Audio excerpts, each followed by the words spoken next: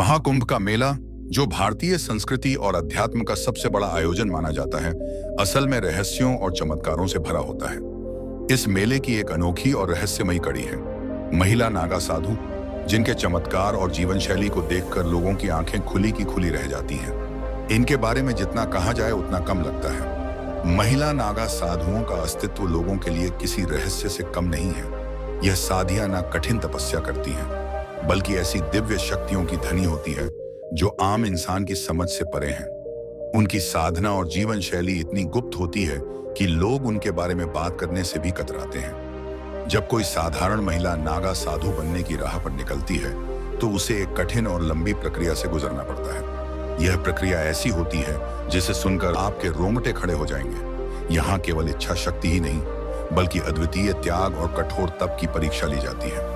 नागा साधु बनने का पहला कदम सांसारिक मोह का त्याग। महिला नागा साधु बनने के लिए सबसे पहले उन्हें मोह पर अपनी इच्छाओं और सांसारिक जीवन से नाता तोड़ना पड़ता है। गुरु उनकी परीक्षा लेते हैं, यह सुनिश्चित करने के लिए कि वह वासना, मोह और क्रोध से पूरी तरह मुक्त हो चुकी है।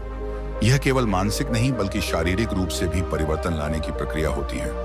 दान और मुंडन अपने लिए स्वयं अंतिम संस्कार। महिला नागा साधु बनने की सबसे कठिन परीक्षा वह होती है जब उन्हें अपने परिवार और स्वयं के लिए पिंड दान करना पड़ता है। इसका मतलब यह है कि वह अपने पुराने जीवन को समाप्त मान लेती हैं। इसके बाद उनका मुंडन किया जाता है और उन्हें नदी में स्नान कराकर नए जीवन की शुरुआत कराई जाती है। तप और कठिन साधना। महिला नागा साधु बनने के बाद उनकी असली परीक्षा शुरू होती है। उन्हें 10 से 15 साल तक अखाड़े में ब्रह्मचर्य और कठिन तप का पालन करना पड़ता है। इस दौरान वे केवल भगवान शिव की आराधना करती हैं और संसार के सुख दुख से पूरी तरह अछूती रहती हैं।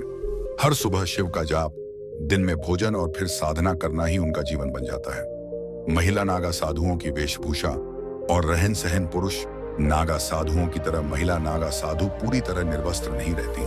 वे भगवा वस्त्र में लिपटी रहती हैं, जो उनके त्याग और साधना का प्रतीक है। चाहे कड़ाके की ठंड हो या तेज बारिश, उनका पहनावा कभी नहीं बदलता। उनके शरीर पर भभूत भस्म का लेप उन्हें तपस्वी और दिव्य रूप प्रदान करता है। विदेशी महिलाओं की बढ़ती दिलचस्पी। महिला नागा साधु बनने की परंपरा अब केवल भारतीय महिलाओं तक सीमित नहीं रही। नेपाल, अमेरिका, जर्मनी और रूस जैसे देशों से भी महिलाएं भारत आकर यह कि कठिन जीवन अपनाती हैं। इन महिलाओं में से कई शिक्षित और युवा होती हैं, जो अपनी आरामदायक जिंदगी छोड़कर अध्यात्म और साधना की राह चुनती हैं। महिला नागा साधुओं का गुप्त जीवन सबसे बड़ा रहस्य यह है कि महिला नागा साधु कुंभ मेले के अलावा आम जीवन में कभी दिखाई क्यों नहीं देती। असल में वे अधिकतर समय हिमालय और गुफाओं में तपस्या में लीन रहती हैं। उनकी साधना इतनी गुप्त होती है कि उनके ठिकाने के बारे में कोई नहीं जानता। कहा जाता है कि वह जंगलों, पहाड़ों और दुर्गम स्थानों पर रहती हैं, जहां वे कंद मूल और जड़ी बूटियों से अपना गुजारा करती हैं। कुंभ में कैसे पहुंचते हैं? नागा साधु जब कुंभ या अर्ध कुंभ का आयोजन होता है तो ये साधु और साधियां अचानक प्रकट हो जाती हैं। ये कैसे होता है, ये एक बड़ा रहस्य है। हर अखाड़े में एक कोतवाल होता है जो साधुओं के साथ संपर्क बनाए रखता है। कहा जाता है कि नागा साधु दिव्य शक्तियों के माध्यम से यह सूचना प्राप्त करते हैं कि कुंभ कब और कहां हो रहा है। कुछ मान्यताओं के अनुसार नागा साधुओं के पास रहस्यमय विद्याओं और शक्तियां होती हैं, जिनके माध्यम से वे अपने गुरुओं द्वारा भेजे गए संदेशों को समझ लेते हैं।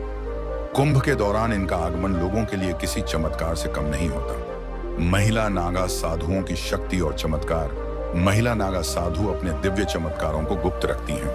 कहते हैं कि उनकी साधना इतनी प्रबल होती है कि वे प्रकृति के नियमों को भी मोड़ सकती हैं। वे केवल ईश्वर से संपर्क साधने के लिए अपनी शक्तियों का उपयोग करती हैं। कुंभ मेले के दौरान कई लोग उनकी साधना और शक्ति को देखने के लिए उमड़ हैं। एक अनसुलझा रहस्य। महिला नागा साधु केवल एक साध्वी नहीं, बल्कि आध्यात्म की जीवंत मूर्ति है। उनका जीवन त्याग, तप और भक्ति का प्रतीक है। कुंभ के बाद वह फिर से गुमनाम हो जाती हैं और गुफाओं में तपस्या के लिए चली जाती हैं। उनकी यात्रा, उनका जीवन और उनका त्याग हर किसी को सोचने पर मजबूर कर देता है। महिला नागा साधुओं का रहस्य इतना गहरा है कि जितना जानो उतना ही और जानने की इच्छा बढ़ती जाती है। यह साधियां केवल साधना का प्रतीक नहीं, बल्कि भारतीय अध्यात्म की वह छवि है जो त्याग, तपस्या और परमार्थ की पराकाष्ठा को दर्शाती है। दिव्य सिद्धि और रहस्य। कहते हैं कि महिला नागा साधु केवल तपस्विनी नहीं होती, बल्कि उनके पास ऐसी दिव्य सिद्धियां होती हैं जो उन्हें सामान्य इंसान से अलग बनाती हैं। माना जाता है कि वे अदृश्य हो सकती हैं, जल में चल सकती हैं और उनके मंत्र इतने शक्तिशाली होते हैं कि वह किसी भी संकट को पल भर में दूर कर सकती हैं। हालांकि वह इन सिद्धियों का प्रदर्शन नहीं करती, उनके लिए यह शक्तियां केवल ईश्वर की सेवा और तपस को सशक्त करने का साधन है। हिमालय की गुफाओं में रहस्यमय साधना। महिला नागा साधुओं का जीवन कुंभ मेले के बाद पूरी तरह गुप्त हो जाता है। वे हिमालय की दुर्गम गुफाओं में जाकर साधना करती हैं। ऐसी मान्यता है कि यह गुफाएं सामान्य लोगों की पहुंच से बाहर होती हैं और इनमें एक अलौकिक शांति होती है।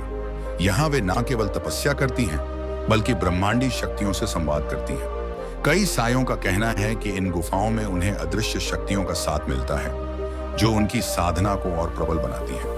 महिला नागा साधु केवल साधना तक सीमित नहीं रहती, उनके पास औषधियों और जड़ी बूटियों का गहरा ज्ञान होता है। कहते हैं कि वे ऐसी औषधियां तैयार कर सकती हैं जो असाध्य रोगों को भी ठीक कर सकती हैं। यह विद्या उन्हें पीढ़ियों से गुरु शिष्य परंपरा के माध्यम से प्राप्त होती है। कुंभ मेले में कई लोग इन साधक के पास चमत्कारी उपचार के लिए आते हैं। कुंभ का शाही स्नान और महिला नागा साधु। कुंभ का शाही स्नान, जिसमें नागा साधु अपने अखाड़े के झंडे के साथ पवित्र नदी में स्नान करते हैं, एक अद्भुत अनुभव होता है। महिला नागा साधु इस शाही स्नान में विशेष सम्मान के साथ भाग लेती हैं। वे भगवा वस्त्र धारण कर पवित्र जल में डुबकी लगाती हैं और अपने मंत्रों से वातावरण को आध्यात्मिक ऊर्जा से भर देती हैं। यह दृश्य इतना अलौकिक होता है कि लोग इसे देखकर मंत्रमुग्ध हो जाते हैं। महिला नागा साधुओं का जीवन एक प्रेरणा। महिला नागा साधुओं का जीवन हमें यह सिखाता है कि आत्मा की शक्ति शारीरिक सीमाओं से कहीं ऊपर है। उनका तप, त्याग और साधना हर किसी के लिए एक प्रेरणा है। क्या आपने कभी किसी महिला नागा साधु की कहानी सुनी है या उनके जीवन से प्रेरणा ली है?